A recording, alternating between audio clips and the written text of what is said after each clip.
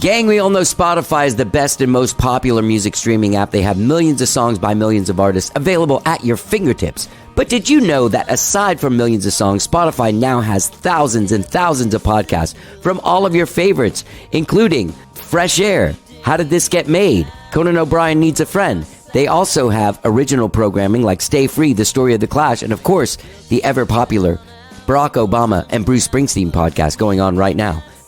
Just go to Spotify.com or download the app from your app store. And don't forget to follow How Did I Get Here? That's Spotify. Millions of songs and thousands of podcasts. Let's get down. Hey, gang, are you in a band in Austin? You're looking to make the leap from the band of schmoes to the band of pros? Well, you can start by rehearsing at Space. Space is a state-of-the-art affordable venue for rehearsal and recording located just a few short miles south of downtown Austin. 31 spacious rooms, great PAs, and a very helpful and courteous staff. They have adapted to the COVID standards, and it is a very safe place to rehearse. You move in one way, you go in one door, you go out the other, you bring your own microphones. That's Space Rehearsal and Recording. Find them at 512-448-9518 or go to spaceatx.com and take the talent train from Schmoesville to Protown with Space Rehearsal and Recording. Let's get down. And you may ask yourself, well, how did I get here?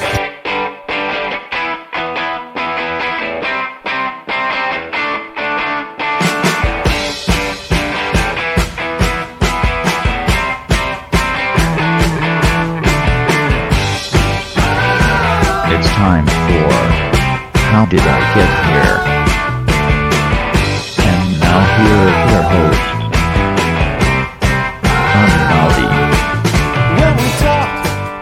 All right. Hello, I'm Johnny. I'm your host. Welcome to the show. I hope you guys have all had a good week.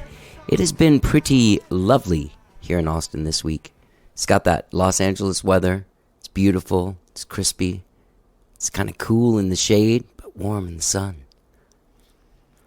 What's wrong? Why am I romanticizing weather to you guys? I don't know, but I have had a good week. My cousin Megan came to town with her husband and baby. We went to her birthday dinner, and it was fantastic. Sat outside in the wind, and then there was this horrible hailstorm that I slept through completely. Didn't even know. I think it's because I live on the first floor of an apartment thing. I probably would have noticed if there was hail. I did notice because people put blankets on their cars, which is weird. I did not go out and put a blanket on my car. Anyway, I have had a good week. I hope you guys have had a good week too. I want you guys to tune in. Jeff Plankenhorn has a Facebook page, and on Sunday, I believe at noon Central Time, he will be playing a video that's raising money for Sims. It's the Purgatory Players that raise money for the Austin Food Bank every week, normally on Sundays playing here at El Mercado in Austin. But now you can watch it. It's a bunch of people getting together and shooting videos. I did one, and there's a lot of great ones on there. Natalie Price. There's also a playlist that I will include in the text of this podcast that's on Spotify of all these sort of songs that are centered around getting through mental health issues. And I put a song on there too. Anyway, you can check it out. I'll put a link to that on here, and go to Jeff Plankenhorn's Facebook page. On Sunday, you can watch the Purgatory Players raising money for the Sims Foundation, which is one of the more important foundations here in Austin. It has been there for me. It has been there for many of my friends. We are here because of them, which is great. Gang, I have a great show for you guys today. The lovely and talented group Ley Line is back. They are a world music group, and they've traveled the way. If you listen to the show, you've heard them on here many times. I think this is probably their fourth or fifth time on the show. I always love talking to them. I'm sorry we couldn't do it in person, but we did it over Zoom, and we had a fantastic conversation about their new record called We Saw Blue, which came out in December. But they have a brand new single dropping this week, En Busca del Agua, which I will play for you here on the show in just a second when I stop yapping. Ley Line also has a video album coming out, a visual album a la Lemonade by Beyonce. You can find them at leylinesound.com, and if you're into the Patreon world, you can find them at patreon.com/Leyline. Now, I was told that Emily was not going to be here today, but she was, and I was very, very happy that I got to speak to all four of them because I adore these women. They are amazingly talented, and they are really fun to talk to. They're funny, and they go out and experience the world. Like, Lydia, went out to like Senegal or to Northern Africa to like learn how to play talking drum and percussion and stuff. They spent time in Brazil. They toured Brazil. They also educate people in music in Brazil. Adventurous women. I love talking to them. They're amazing. So without further ado, please enjoy my conversation with the amazing Ley Line. Let's get down.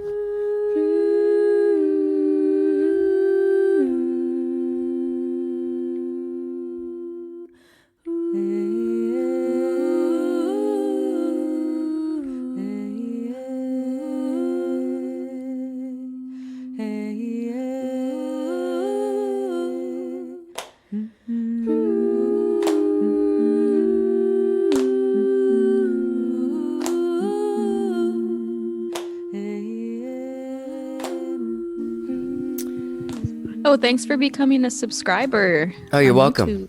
YouTube. Yeah, you guys, I loved it. I only listened to one episode, but I'm going to listen to the rest of them. I love your podcast. Thank People you. need to check it out. Following Ley Line. It's on YouTube. What a great. Did you start that off as like a Patreon exclusive thing, or did you? Okay, Yeah, and we then you did. release them after a little while. Yeah, we started them actually. The first episode, which you probably heard if you listened, That's the was one. in February of last year on our very last tour. We had no idea like what was about to happen. We were just like, wouldn't it be fun to make a podcast? And then the second episode, or I guess the third episode, was like quarantine when we weren't even seeing each other and we were just meeting on Zoom and had our own microphones in our own closets and started recording the podcast that way. The podcast is fantastic and people should check it out. But this year, you guys are of all sort of like my regular guests, because I consider you guys regulars now. You guys are one of the most traveled, and most of everything you do, since the style of your music comes from so many different places. You go to those places to have these experiences to make this music. And there's been a halt to your Brazilian travel, African travel. Like, how has that affected you as people? Lydia, how's that affecting you? It's definitely hard. I think one of the things I love about traveling with Ley Line when we're on tour or as individuals is that we get to visit in person the people that we love. So I feel like we all feel a sense of loss for that experience. Yeah. Just being far away from people that we love. Yeah.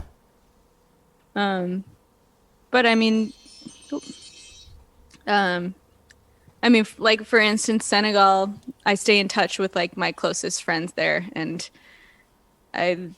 they've been going through some like really hard times, but it's like we're all going through a hard time, you know, like there's protests these last weekends in Dakar, and my friends were like, I was afraid to go outside, and I was like, yeah, that's how I felt in June.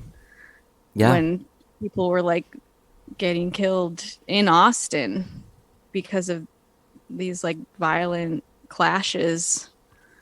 And yeah, anyway, so it's kind of cool to be able to relate to these faraway places from home because we're all going through this similar experience. Yeah. Kate, you want to add to that? Pass the mic. Pass the mic! Yeah, I think I really agree a lot with what Lydia just said about having a different perspective on, what it looks like to have our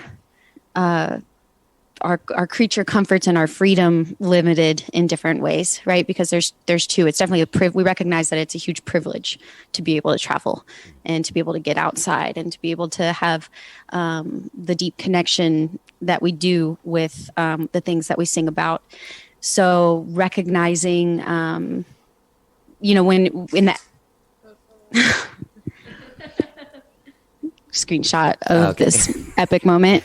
Oh, you gotta warn me, man. I might have been making a weird face.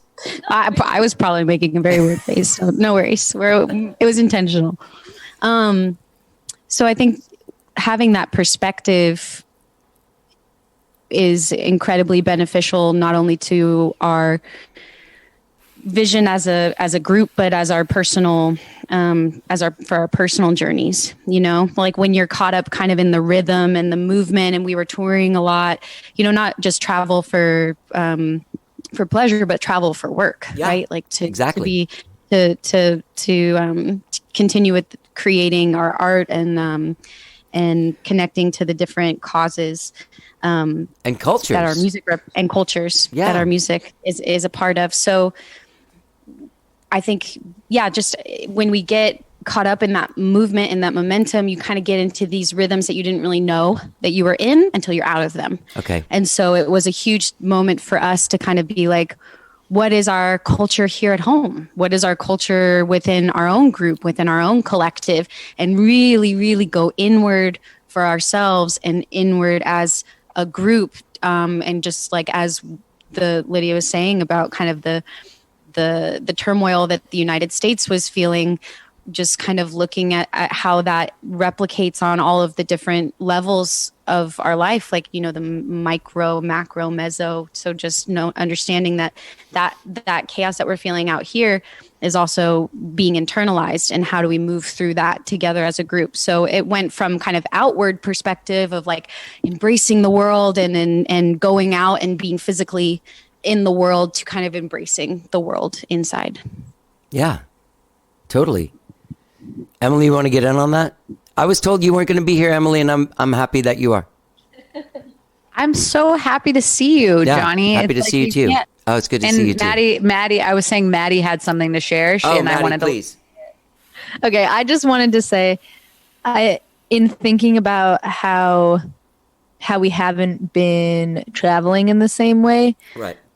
I think this year we, like all people, have been faced a lot with what does your self-care actually look like, and mental health and all of that kind of falling into it. And I think as a band, when I think back on the past when we've been super busy touring and how challenging it's been to make the time, like how important it is to make the time for each of our individual self-care, and then the love and connection between all of us and working on that relationship, I think we've done a lot this year to build like such a beautiful foundation.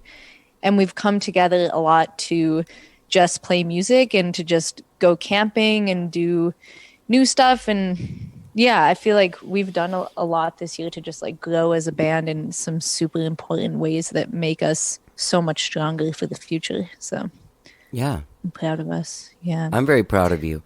I'm very proud of this record, We Saw Blue. I love it. There are songs that you guys came on when they were singles before, like Ozum, and there was another one too. I took terrible notes, but I wanted to say, who plays trumpet on the record? I play the mouth trumpet, and then our sound engineer. I mean, it was a process. I mean, it's definitely has some special magical touches on it. What? And then, are you talking about "Into the Sky"? Perhaps I was thinking you're imagining the French song. No, it wasn't To the Sky. Isn't there an actual trumpet later on in the record? It's you. Yeah, it's your mouth trumpet. That's a mouth trumpet. Fuck, man, that is insane. Oh gosh.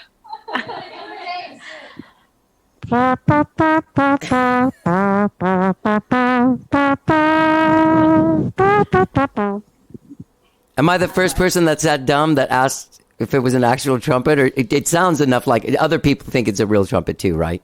Okay, good. Oh yeah, totally. And then there's also my boyfriend Daniel Fears plays trombone. Oh, maybe that's what I heard. Mistake that for a trumpet. Right. But it's a trombone. Once again, yeah. And the well to the sky. Hey, Lydia, I can't remember what song it is, but there's one where you do some crazy talking drum shit that I was happy to hear. And I don't mean it shit in a bad way. I mean it in a good way. Oh, yeah. Thanks. Yeah. So how you had those songs, the singles that we heard before were recorded. When were the rest of the songs done? In the same time, or? Oh, Johnny, it's been a process and a big learning process. We recorded those singles like kind of right when we got back from Brazil. Uh-huh. And then over the course of like we've all moved houses and recorded in like so many different bedrooms. We worked with a friend of ours, Moses Elias, who's a producer. So we did some of the tracking at his house. We did some of the tracking at the Recording Conservatory of Austin out in the Hill Country. Like Sounding Sun and We Saw Blue, the more like stripped down a cappella songs we did out there. What was the church? And then we did like Slow Down and To the Sky at Servant Church with Michael McLeod and Paul Tout ce que je vois, and Slow Down with Michael McLeod and Paul Price. Of Goodfellow. Goodfield. Who's Goodfellow? Different band. And then Claudio Ramirez, who produced the very first song, Hespida Sound, that we recorded on this album. He kind of had his hands a little bit in everything because we just like really trust his ear. And so, yeah, he's our ride or die. That's what Kate just said. So before anything like got sent to mastering, Claudio listened and kind of made sure that everything felt cohesive, because it really is like a mix of all these different times and all these different places. But that was kind of the idea from the jump. We were going to record the album in Brazil in 2017 when we went there for 3 months on tour. That didn't happen. That would have been really crazy to try and pull off. But that was the idea, was like, can we like record it as we're on the road and have it kind of have this feel that it's this journey coming together in one place. And so it ended up really coming together that way. There's such an amazing connection. I remember that time you guys sang on the show, and probably one of the highlights of doing this podcast. I'm not just saying that because you're guests, but I'm serious. It's so beautiful to be in front of you guys when you become one voice. You know what I mean? Were you able to record a lot of this stuff like live in the moment together, or did you have to do some of it piecemeal? Or there are definitely certain moments. I think like the Recording Academy, not the Recording Academy, Recording Conservatory. We Saw Blue live, vibing it, everybody in the moment. Sounding Sun, so some of the acapella, more stripped down, where it's really, really about the vibe. I remember when we recorded Oshun, which was like a couple years ago now, with Grant Johnson, we were all singing at the same time, but in different rooms. And he like cried at the end of the performance.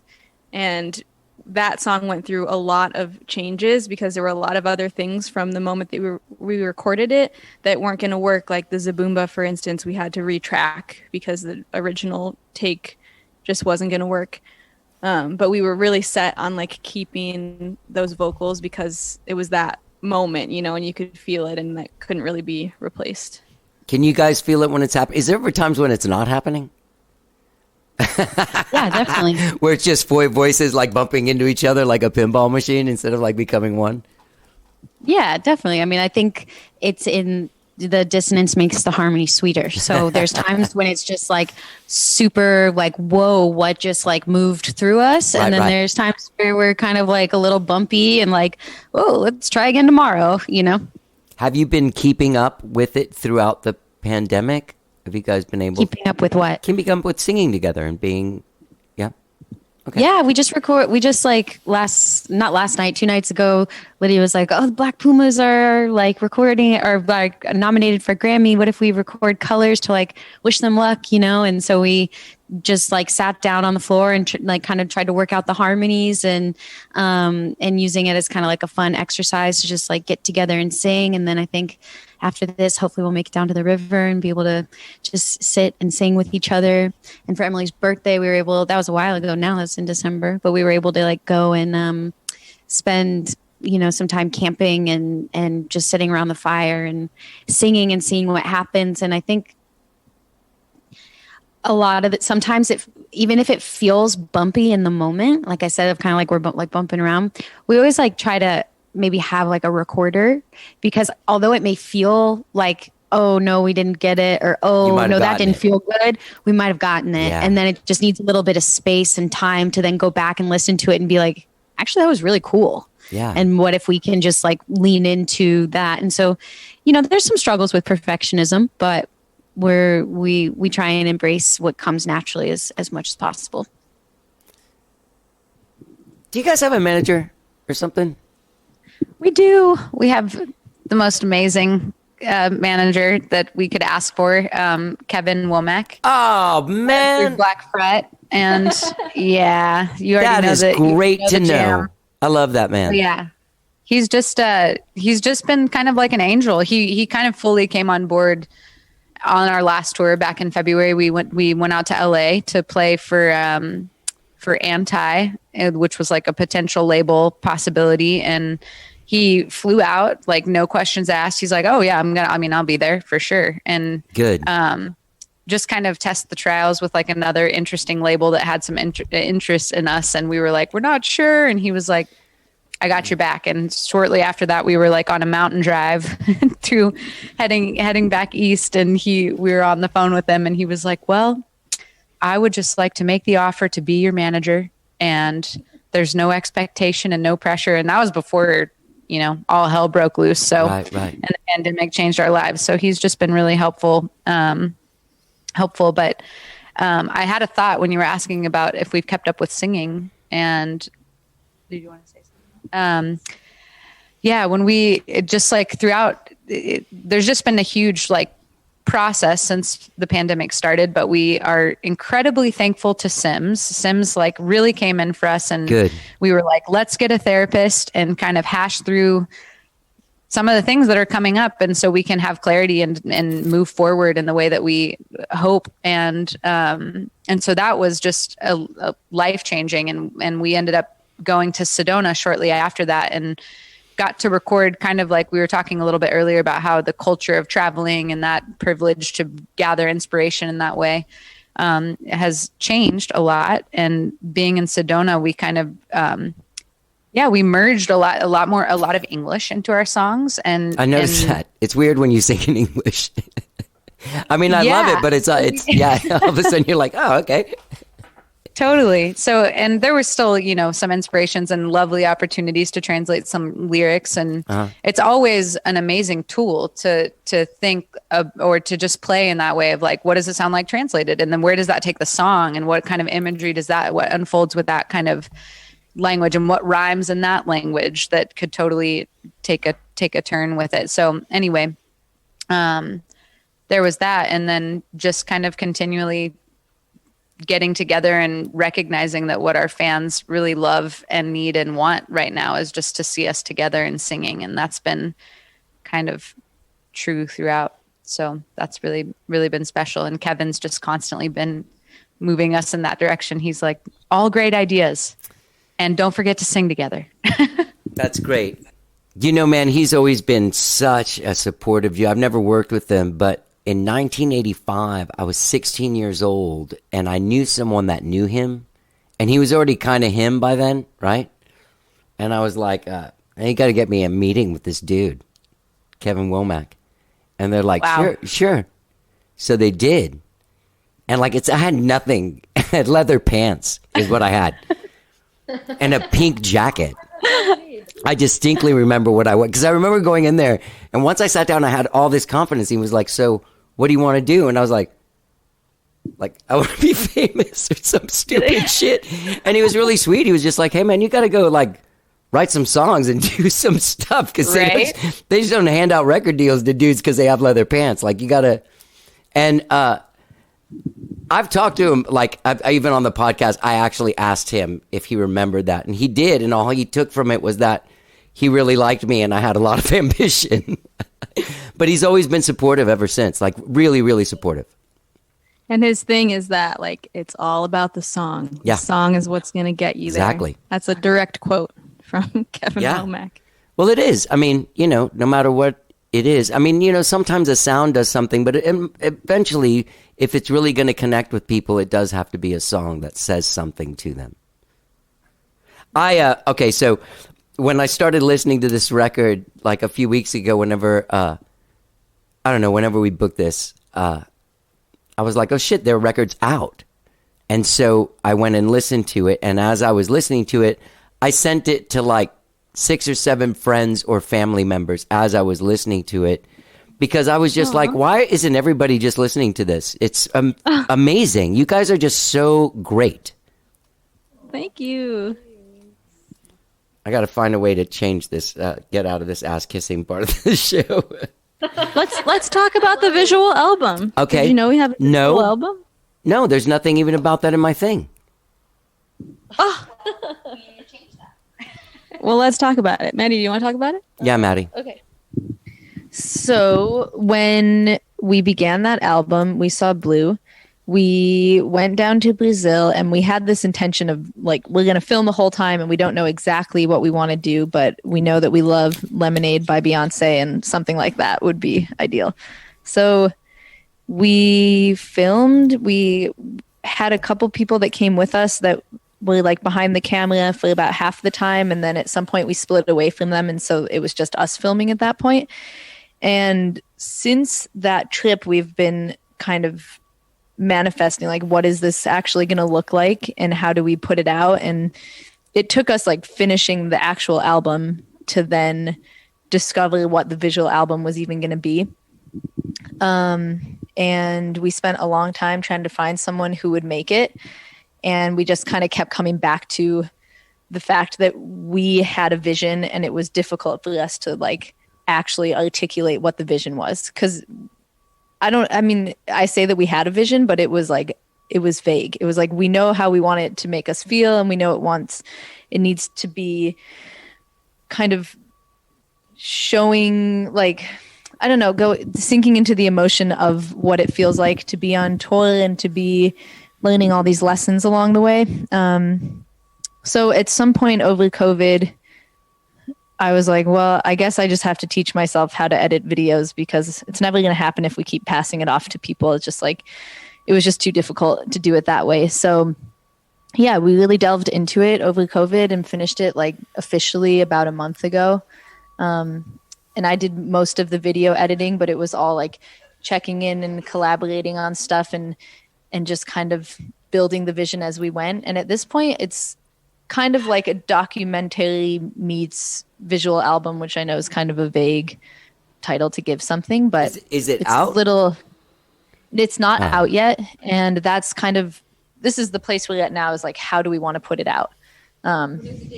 We have a date that it's going to come out. What is the date? Which is May 14th. May 14th? Okay. Yeah. The trailer. And the trailer is live right now on our YouTube channel. It's the first video when you go to our homepage. So you should totally check it out. And then we're actually going to be releasing a little clip of it with a new episode of our podcast that goes into the song Ciranda that's on our album. I love that. I love that song. Thank you. Well, there's a really amazing story about how that song came into our lives through Emily, and then how everybody went kind of on the journey of the origin of that song in Brazil. So we're releasing about like a 2-minute clip of the visual album alongside that podcast episode. So stay tuned on YouTube for that. I know not to be podcast competitive, but can you give me a little bit of the story? I was saving it for our show. I'm just joking. No, so the song Ciranda is a traditional folk song from the northeast of Brazil. Okay. That Emily had learned in Austin, and then when she went to Brazil, she wanted to like track down who wrote the song by going to Praia do Janga, which is like the beach that the song says, like, I went to Praia do Janga. So she's like, oh, I should go there. Maybe I can find the person that wrote the song. Well, I don't want to give away too much. I feel like that's don't give away kind too of much. That's what I'm saying. You can give a little teaser for people to go and listen to the podcast episode. I'm not saying that you met them there. Yeah, but really, I just want to say that there actually was no intention to like find them. It was like to go to Praia do Janga, and it was just a really cool. There was an old woman that I stayed with, and I think when I sang the song, she was like, "Let's go." And it was a very serendipitous thing. And so, yeah, you got to listen to the podcast to hear what happened, because it was very comical and it was very cool and unexpected. It was not what I expected to come out of the scenario. What episode will that be? It's 5. Yeah, because that's what. Oh, well, no. We'll find out, but it's probably the 5th. Okay. I think that's such a great idea to have that as a component of who you are right now, especially because people are taking in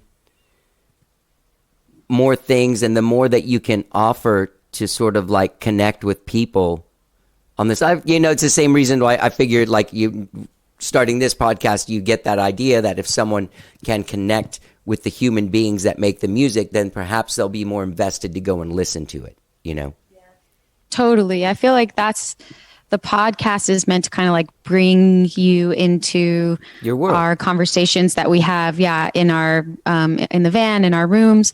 And then with the visual album, it's definitely more of kind of like our artistic side. There's documentary elements to it.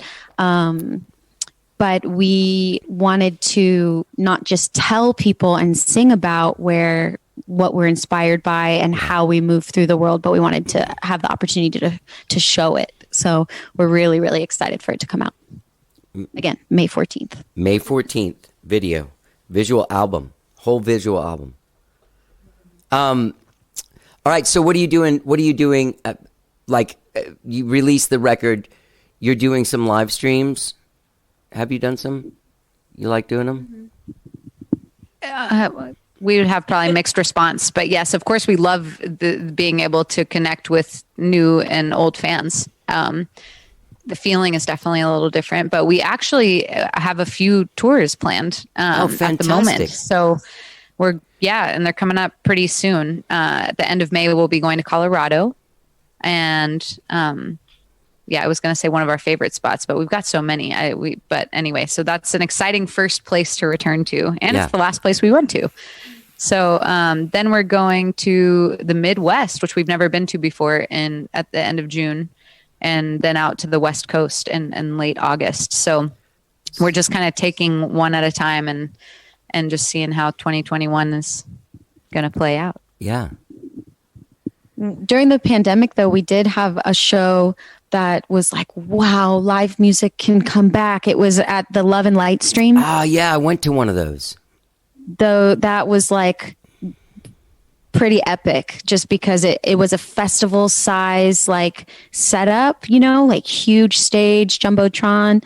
And we were on stage, and I mean, everyone was super spread out, and like there, it was limited capacity, obviously, and things were kind of like felt really distant, but at the same time, it felt like you could see people dancing, and there was that energy exchange. And we've also been really lucky to have done a few like house concerts. Debbie's house concert was awesome because she would like unmute. When there's a moderator, they will unmute the guests so people can clap, and that energy exchange is awesome. So, we got to play the Paramount, and that was like one of our 2020 goals. What? And I'm sure a lot of people had like 2020 goals that just like didn't happen. So that was pretty cool. We were like, wow, this is like, we literally had it written on a list of like, here's what we want to accomplish in 2020, and we didn't expect to play to an empty theater, but it was still epic. Actually, I feel like I should take my comment back because the live streams I'm referring to are when we tried to self-manage our own live stream in this apartment. Oh my God. And even with a sound engineer, it's still just tight. It's weird. It's weird. You're like, oh God, the lighting just changed completely. Now let's move the couch, and then we'll just shift the soundboard. And so those could be rewarding, but tended to be a little more stressful. But yeah, there was the Paramount. I mean, overall, we were just blessed with opportunities in 2020. We got invited to do the Long Center taping. The Paramount, like Lydia said. What Long Center taping? They were doing a series called Good Vibes Only, and with the Luck Reunion. Oh, awesome! And so they did. I think the Deer did it, and Sweet Spirit, and lots of other great bands. It's restarting now, again, right? Yes. Like Patty Griffin and I'm talking to somebody from. And there.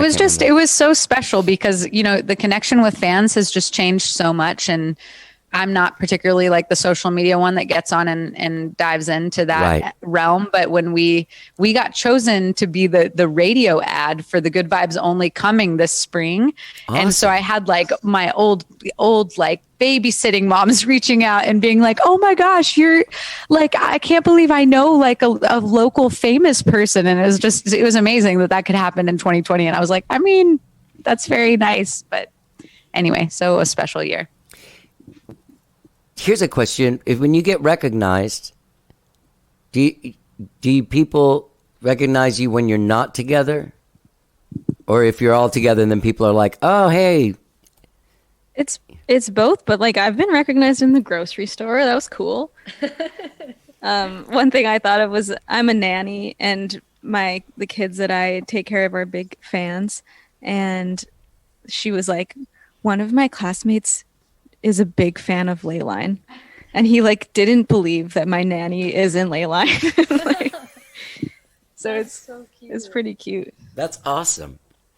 I think you guys should get used to that, because it's gonna happen a lot. I was coming from downtown on that 4th Street, bike way. And there's that weird part where you cross 35, like right before you're about to go under the bridge. And it's like kind of a tense spot because, 6th Street's like, anyway, there's lots of cars. And from across the street, this guy like totally decked out in bike gear. I still don't know who it was because I just kind of kept on my way. But he was like, are you in Ley Line? Yeah, and I'm like, I was like, yeah, just good to see you. And like, it was just a really funny moment. And it was like it's funny because, I mean, I don't feel like this doesn't compare to like the fame that we see, out in the world. So it's just funny, But there's it's funny experience. It's not like Bono stuff, but it starts to feel. I mean, it's a good feeling. It is. It's sweet. I'm glad. As long as people feel called to talk to us, that's a good sign. Yeah. We get like so much KUTX love, I've noticed, because I have like family members who live in Chicago and listen to KUTX and will be like, oh my God, your band is on again. And it's awesome that station is so well known around the country. That's a beautiful thing too. Yeah. My husband works at the airport, and they have a KUTX radio specifically for the airport. Mm-hmm. And let me tell you, Oshun is on all the time. Repeat. He's like, we come on multiple times a day. He told me we come on multiple times a day in the airport, and we've got lots of fans amongst the airline workers. So that is awesome. I love that about the airport. I was going somewhere. I can't remember what it was. It was a couple years ago, but I was there. It was like 6 a.m. and I was flying out super early, and I heard the music. I'm like, how do I know this? So I start like turning my ear, and I'm like, holy shit, that's me. And so I'm standing in the line like, and so I go to the lady behind me and I tap her and I go, that's me. And she goes, good. Like that was it. It's like, okay. Yeah, exactly. Yeah, but that's that whole thing about the airport and having people. Have you guys ever played it? No, we didn't play at the airport. I just heard like from a friend that has like a guitar and a loop pedal that it was kind of a hassle getting through security, and I was like, we have way too many things. It works out. I think probably more for solo artists, but there's usually like you kind of, if they'll ask you to do it and you do it, and then they'll ask you more, so you kind of get in this rhythm of doing it a couple times a month or something. And I did it a few years ago, and it was really fun. Like, seems like people appreciate that. I know that I have friends that come in for things for South by Southwest, and they walk off the plane and they're like, seriously? Like, I can't even get my bags without having to see a band first. Yeah. What's that? It's a town that takes live music seriously. Very seriously. So you guys won a Black Fret grant? We did last year, 2020, 2019. Okay. Yeah, like we talked about at the beginning. Yeah, crazy time warp. But yes, in 2019. And that's how you met Kevin? Yeah, through Black Fret. It was actually like I remember the day because Emily, we had just gotten back from tour. We booked it. We had left Maddie in Colorado to do another tour. We booked it home. Emily and I, like that morning, showered after being in the car for like, I don't know, 12 hours or something, showered and went to a Black Fret mixer. And it was this speed dating thing with different advisors. And Right. And we met with Kevin, like the people who I think we made the biggest impact on, because we were just like, this is who we are. Here we are. Let's see what happens.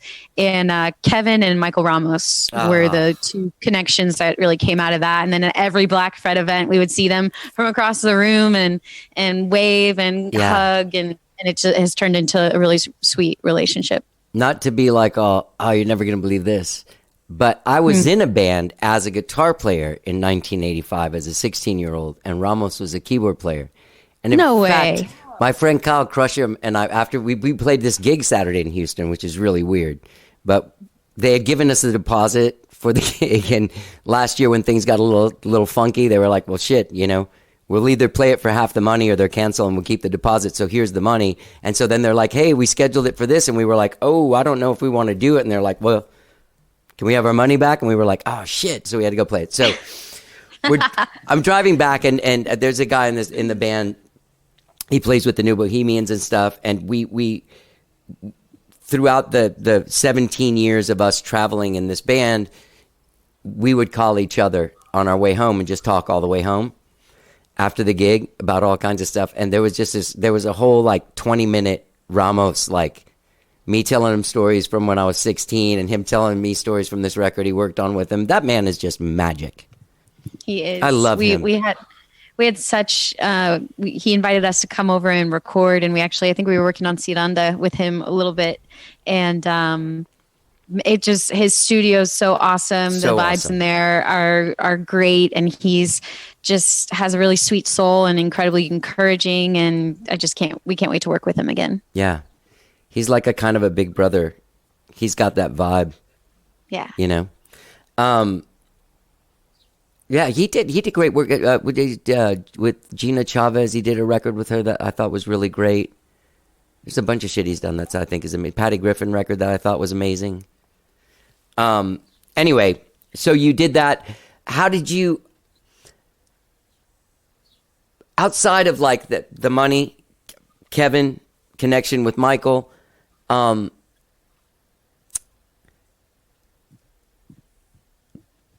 playing those live shows, I know it sounds like I'm crazy, but I'm trying to figure out a way to phrase this where it makes the most sense. It'll get there. Playing those shows, I've gone to a lot of them, and I think they're awesome. And it's nice to get to play in front of a group of people that go. It's not just people that are stopping in a bar. You know what I mean? It is like they're going there to listen to the music. And do you get to play a lot of those things on there? And when you leave those things outside, I know that they pay for those things as well. But what else? Like, is it feels like a show? What I'm trying to say is, you mean like the Black Fret like live streams or in-person events? In-person events. In-person events? Does it feel like a show? Yeah, I mean, I think I understand. You know what I'm saying? Because you're playing a party. Yeah, it's the type of show where people go to like really appreciate the music. Yeah. And it's like the same people come back and then like, yeah, it's a community. And it's like people that become like really big Ley Line fans, but they feel like family, not fans. Right. And they really care. And then like for instance, this summer, we did this kind of collaboration with a bunch of artists called No More Silence that was to raise money for the Austin Justice Coalition. And we asked Black Fret, like, can you help us promote it? Like they're just down to like help with whatever crazy idea we come up with. And they're like, oh, definitely. Yeah. And we just like have this huge pool of people that care about music and care about Austin and are willing to like back a good project. And that's pretty special. Here's clearly what I meant in the question about the thing. Does it feel like a showcase, like when you perform, like, because those guys are going to vote on you or not, right? When you go and play these shows, it's not just entertaining people. You're also kind of like in a. Well, I think for us, it's a little bit of both, right? Because at every show, we always want to do our best. Right. So it doesn't matter where we're playing, because it's also one of those things of like, everyone deserves a good show. Everyone deserves us to show up 100% and not afterwards to talk and to engage. And it's not like there's anything extra. I mean, like, definitely Emily and I wouldn't go to a meet and greet after 12 hours for, without understanding that that's like an investment in our future, and, and just to and also be really grateful for the opportunity.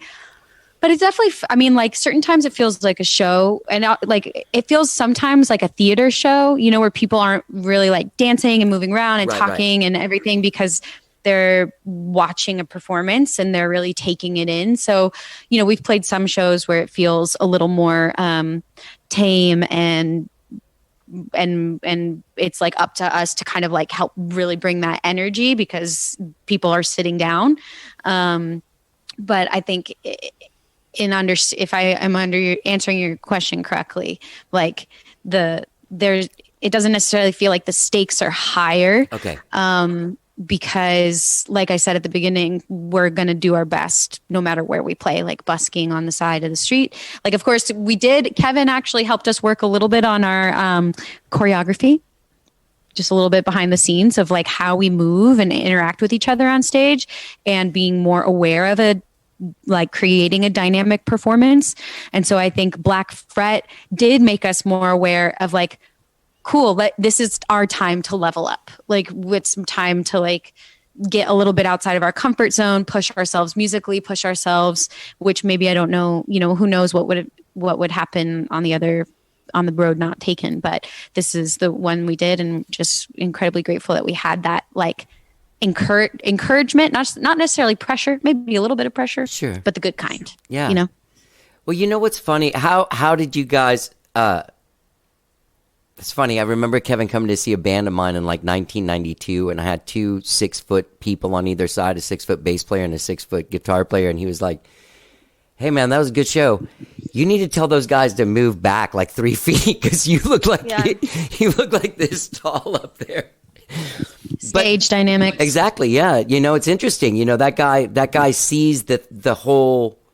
Do you find yourself after going through like him coming to you with that information? Do you see yourself all of a sudden you take a leap in your own self-criticism where you can look at yourself objectively and say, like, okay, we need to straighten this out? Yep. Or whatever. Yeah. One of the craziest things about this experience, like, okay, I listened to this podcast with Dolly Parton, and apparently after every single performance on, what was the show she's on with that guy? Pierce Wagner, or whatever his name Porter is. Wagner. Porter Wagner. Yeah. Porter Wagner. There we go. They would sit down after every single show and watch the performance and like critique it. And that's how she became the amazing performer that she is today. Sure. But I think we're always like, we never like watched I don't either. I hate that. videos. But we've started doing it because everything is filmed now, and we have to like watch through our performances before we submit them. Or when the long center taping happened, we watched it live, and that was like maybe the first time we'd like watched an entire show of ours, and it's been super helpful. And Yeah. Really validating too. Also, we had been hesitant to like critique our other performances because it's like there was something off in the audio and part of us were out of a frame. But now as we're moving into a more professional level where we're having super high quality audio and we have high quality video, it's like, okay, that's checked off. So it's like now we can really see. And also we've taken the time to work on our stage presence and how we connect with our audience. So it's like now feels like the best time to be reviewing those performances and those videos and just being like, cool, I know how I felt. How did that come off? Yeah. Did it land? Yeah.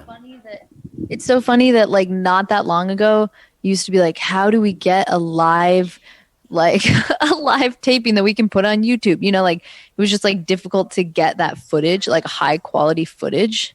And now it's like we're just living in so much abundance of high quality footage of ourselves. I mean, I think most musicians probably feel that way now. Yeah. Yeah. Yeah.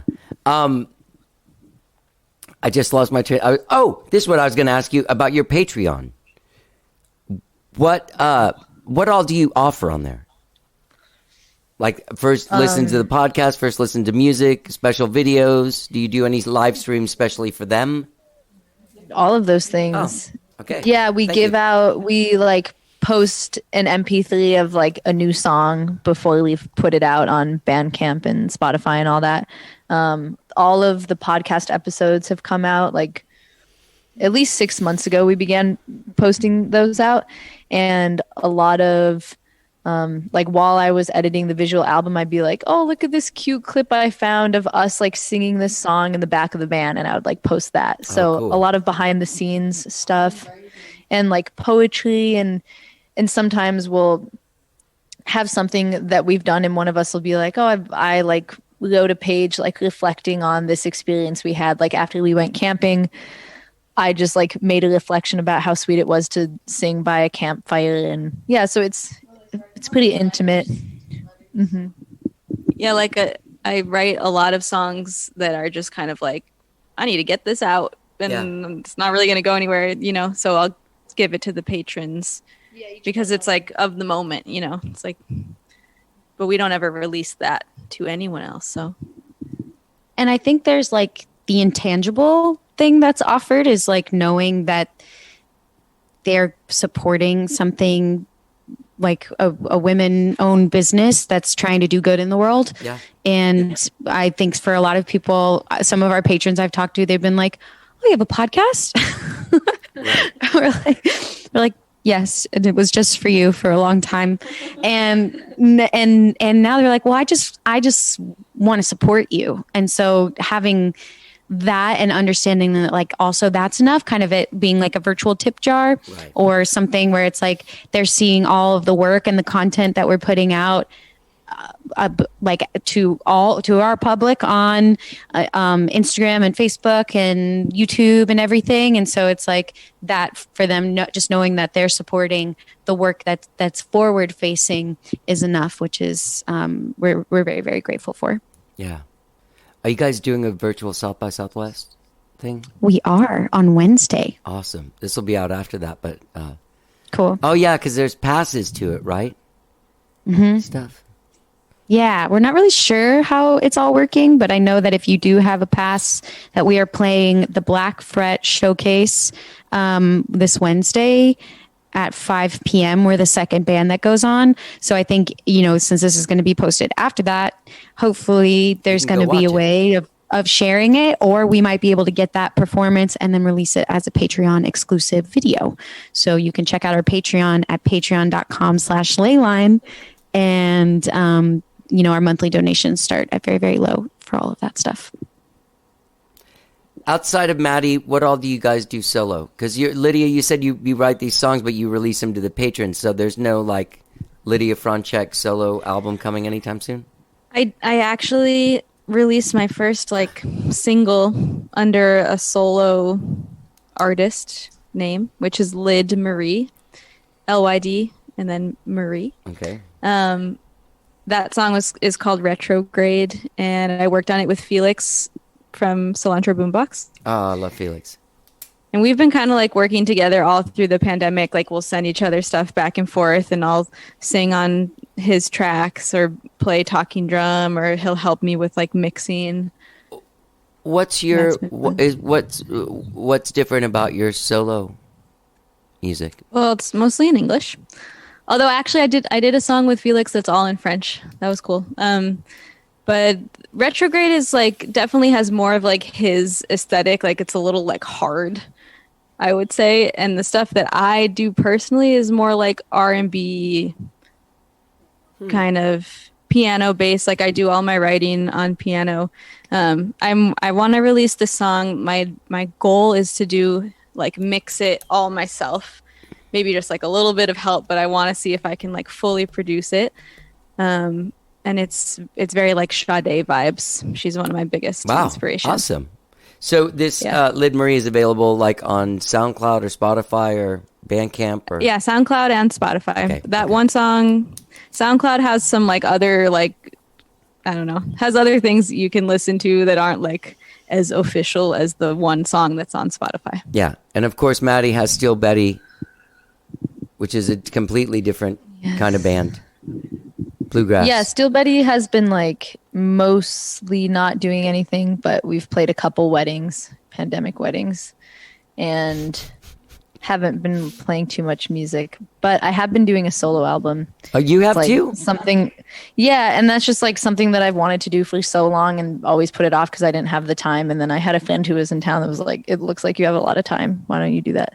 So I'm proud of myself. Is it out or it's finally coming doing out or what? I don't have any plan at the moment, but it will come out someday. Okay. It's like I have 7 songs. I have 1 song that's fully done, and then I have like 7 songs that still need to be mixed and just like final edits and stuff. So I'm just deciding, like, do I just put out singles? Do I like add a couple songs and make it feel like a whole album? Because 7 doesn't feel like quite enough songs to put on an album. Maybe. I don't know. I don't know what I'm going to do with it exactly, but I'm excited just to have like documented these songs that mean a lot to me. So Yeah. I'm looking forward to hearing it. What about you, Emily? I don't have like a big enough collection. I have like little songs. It was actually cool. A friend of all of ours, Abra Wise, was doing like a little black and white series of musician friends of hers. And I finished the lyrics of a song I was working on like right when she walked up to the door to film it. And I was like, well, it might take a few takes because I literally just wrote the last verse and we'll see how it goes. So that's just kind of my flow. I really like to, I'm really drawn to more like mantra style music and just kind of catchy melodies. I love singing in Spanish. Yeah. I just brought a song to the band that was a mantra I would sing. I intentionally got a Berkey water filter so that I could have my own $20 gallons of spring water that people usually buy from the store. Right. So I was kind of like on this journey of like my own personal connection to drinking water and the water that I consume through food and, you know, that goes directly into my body. And I would go to this little spot right by Barton Springs that's been tested by the city and, you know, is safe enough to drink and actually like very high quality. And so it was kind of just a journey of gathering my own water. And I came up with a mantra that we ended up all getting together to, and Lyd brought over the mic that we purchased and we stacked harmonies and made a mantra. Awesome. And it came out right before the snowstorm and, or right after. Yeah. And put it right after the snowstorm. So it was just very poignant with the times. And so, yeah, I think we're going to be releasing that onto Spotify as well. Okay. And so what's it called? that's one of the, it's called Busca del Agua. Oh, En Busca del Agua. And yeah, this actually kind of took me on a journey back to how we were talking about traveling and exploring music in that way. And I think that throughout the pandemic, that was kind of one of the most, I just travel through music. I love putting on Northern African artists like Fatoumata Diawara and just seeing what those playlists bring and finding new artists in that way and learning about their stories. And I found out about this really cool thing recently through NPR called Excavated Shellac. And it's this man who literally goes exploring. It's like what I am just like such a fan of is exploring folklore music and listening to melodies and learning what the lyrics say and just how simple folklore lyrics are. And there's really just like not too much complexity to them. And that helps my mind. Sometimes when I think about my own writing style, I'm like simple to the point, and like from the heart. And so that's really my writing style. So I have lots of like little things. I mean, there's just things from years and years. And that's one thing I really love about this group is that it's not always, we can dive into like past realizations and inspiration. Yeah. Whoa. Could you hear that? Yeah. Was that a motorcycle? We're over here in the urban layer of Austin, the ever changing. But so that's kind of my style. I don't have, I would like, that's a goal of mine, to kind of like rededicate to, you know, Yeah. really, really doing some of my own. Yeah. Doing a children's album. I have a lot of Spanish songs. I'm a teacher. And so I was going to say, I feel like I unfortunately end up occupying my time with like a lot of other things. And so that's kind of been a constant thing for me to like pull me back. Yeah. Into like really diving into what I want to share and not getting exhausted or caught up in like all these other opportunities, or, you know, what I think I should be doing right now, and setting myself up for the future, whatever that looks like. Yeah. And really just rededicating to the arts, Yeah. because it keeps us all, You keeps us know, all curious and present.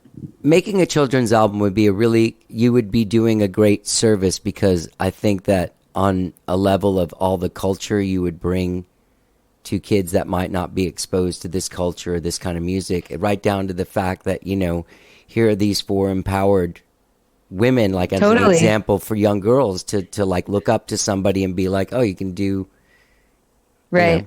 Yeah, it's a whole, it's really fascinating. It took me back to our tour through Brazil, and we started in the south, in the very south of Brazil, that's known for having the most kind of European influence. It's closer to Uruguay and Argentina, and just an area where there was more German settlers and a lot more European influence. And we ended up designing this whole educational program, and we were teaching these kids about rhythms from their own country that they had no, you know, just like that, you know, it is a humongous country, but to the north of them, that there are just like unending folklore tales and stories, and just cultures, a mix of cultures that is so unique and rich.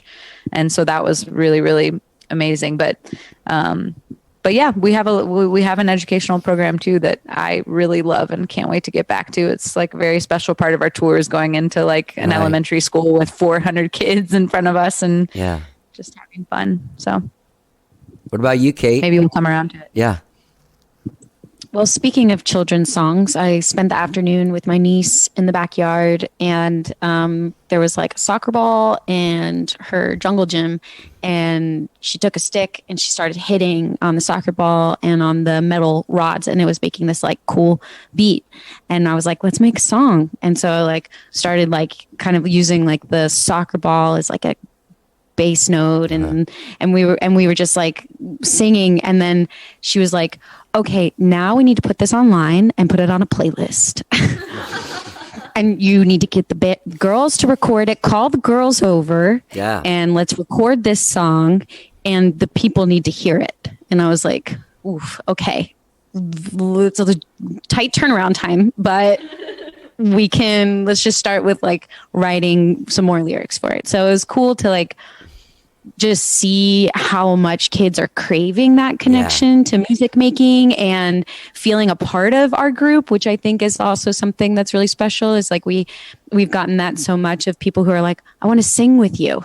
Like, you make me feel like I can sing with you, you know, and bringing that to young people would be a huge gift. So besides banging on a soccer ball in my sister's backyard, I rented a Juno keyboard, and have been like kind of in the mantra mindset, and also just like looping and understanding kind of that whole side of it, of kind of making my own beats and then getting lost in the sound and singing and making music. And a while ago, before Ley Line started, when Ley Line started, like right after our first tour, I came home and recorded like a bunch of stuff. So similar to Emily, we've got like all these kind of gems in the like diamonds in the rough, and then usually like we'll bring them out and be like, is it time to polish this one and turn it into a song? Right. So nothing on the horizon for me, just kind of enjoying music making in my personal time for my own healing. And then just because we've got a new record for Ley Line coming out soon, so we're excited to kind of dive into the we just released one, but we've got like all new music on the way. So diving back into that is going to be fun. When is that coming out? Well, we're going to release we're releasing the visual album May 14th. And then I think our goal is like right after that, like a couple weeks after that, start dropping singles. Awesome. Well, Yeah. good. Maybe you can come back on again and we can talk more. We'd love to. Yeah. I'm excited for you to hear this new single because it is a little bit of Portuguese, but it's mostly English. Oh, wow. Don't get me Yeah. wrong. It's not that I don't like it when you sing in English. It was just shocking. Yeah, Yeah. but I think that's a good thing. That's what Yeah. I'm really excited about this new song because it kind of like it's taking it to the next level, and I think it's good. Yeah. I'm really happy that you guys are going to be able to get out and bring the music to the people again. That's a great relief to the heart. This has been a tough Yeah. year on that level. And especially Yeah. you guys were probably ready to go with a whole new, so many people had the rug pulled out from under them. Oh, we had like so many big plans for I last know. summer. We were going to go to Canada, all over. But what I'm excited about for this upcoming tour is like we're just going to travel with a little sound system and do backyard concerts like in between the kind of like established gigs and Right. just donation based, like whatever people are comfortable with in terms of like capacity, Right. and just play to like offer that Excellent. medicine to people. Yeah. This album is called We Saw Blue. It's available now. It's also available on vinyl, which is fantastic. Yeah, pre-order. It's Okay. the vinyl is going to be here in April. Fingers Okay. crossed. Yeah, I know they've had a rough time too. Yeah. Well, man, congratulations. I love this record. I've shared it with my friends and family. So I know they would love it. And I wish you guys luck. I can't wait to talk to you guys again. Is there anything I'm missing before we go? Visual Can we album do May one 14th. Yeah, visual album May 14th. Oh, it's subscribe to our YouTube. 'cause Subscribe to the- oh, that's yeah, where the totally. visual That's- album will be. And that's where available. the podcast is right now. You can go. And if you want to be a patron, you can go to patreon.com/Leyline or go to the website, leylinesound.com. What were you going to say, Lydia? Oh, that we also have made like all these amazing tutorial videos that kind of break down the harmonies in our songs and how to pronounce the titles and like the guitar part or ukulele part with like chords. It's really cool. We worked really hard on those, and those are all on YouTube also. All right. Well, you know what I'm going to do is learn all that stuff. And if anyone ever needs a sub, Yes. Yeah. So glad we got to the heart of the conversation here. I'm just looking for gigs, baby. That's all that's happening over here. Aren't we all? I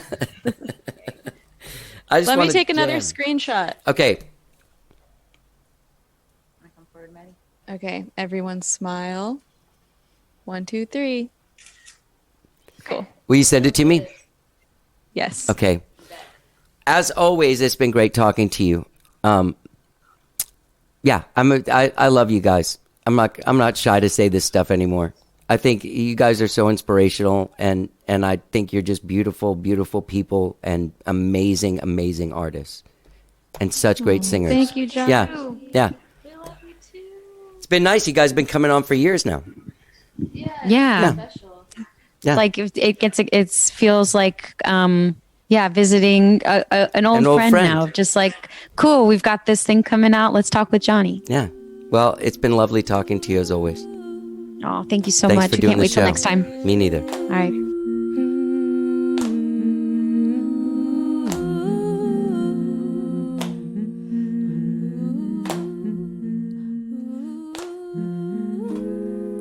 Emily, Madeline, Lydia, and Kate, the amazing Ley Line. What a great conversation. I love talking to them. I'm so excited to see this video.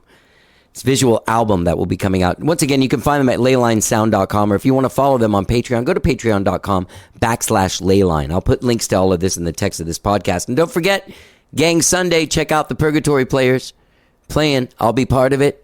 Jeff Plankenhorn's Facebook page this Sunday. Is that the 29th? Is Sunday the 29th? Okay. This is whatever Sunday is, that you go to Jeff Plankenhorn's Facebook page and check it out. And give some money to the Sims Foundation because of their help. It's the 28th. Sunday the 28th. No big whoop. We're doing good. We're hanging in there. Ley Line's album is called We Saw Blue. Singing in many different languages. Always so beautifully harmonizing together. Find them at leylinesound.com. I love talking to them. I hope you enjoyed it as well. Look out for their single En Busca del Agua, which you will hear the rest of right now. And don't forget, gang, when you're checking out leylinesound.com, you can always subscribe to this podcast wherever it is that you get the podcast, be it Apple Podcasts, Spotify, TuneIn, Stitcher, Overcast, Google Podcasts. Scream at your Alexa. Tell her, hey, man, play the latest episode of How Did I Get Here with the great Johnny Gowdy. I'm the number one recording artist in my apartment complex. I just want you guys to know that. We have the number 185 best podcast in Canada, but best music podcast in Canada. But this apartment thing is really making me happy. I'm going to make myself a plaque and maybe make a gold CD that I can, or a gold cassette that I can hang on my wall. Thanks for listening to the show. Have a great weekend, whatever it is you do. Stay safe, guys. Wear a mask. Don't be the no mask guy. I went to Hobby Lobby today. This guy with a mask, no mask. And then he had a friend that had no mask, and they were hovering over the shit that we were trying to get from the Hobby Lobby. And we had to leave. They were doing their maskless routine. They also looked like ex-criminals, so I felt like I could say something about a mask, but then I was scared. Have a great weekend. Wear a fucking mask. Let's get down.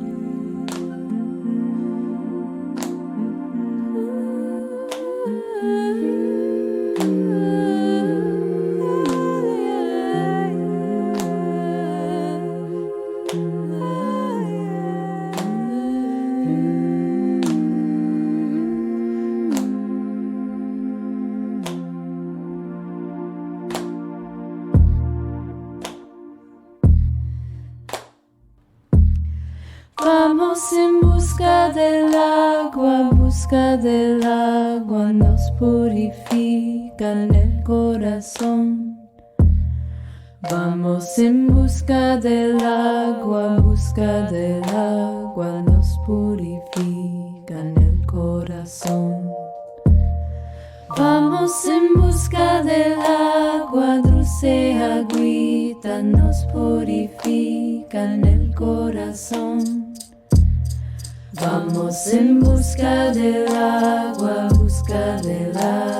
nos purifica en el corazón.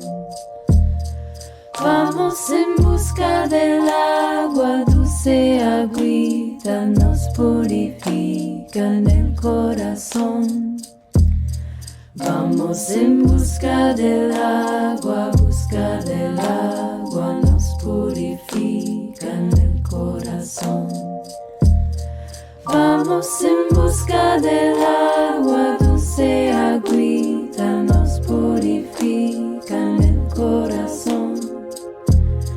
Vamos en busca del agua,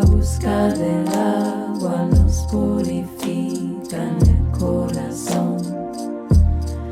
Vamos en busca del agua, dulce agüita, nos purifica en el corazón. Vamos en busca del agua, nos purifica en el corazón. Vamos en busca del agua, dulce agüita, nos purifica en el corazón. Vamos en busca del agua, nos purifica en el corazón.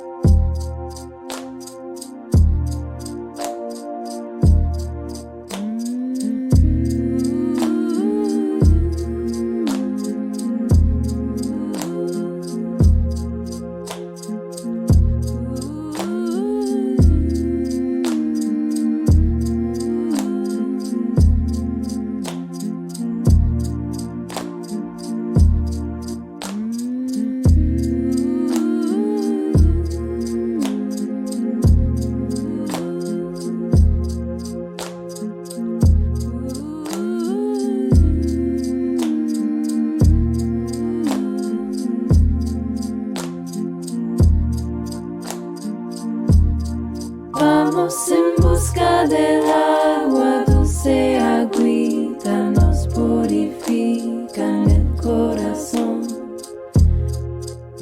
Vamos en busca del agua, busca del agua, busca del agua. Nos purifican el corazón. Vamos en busca del agua, nos purifican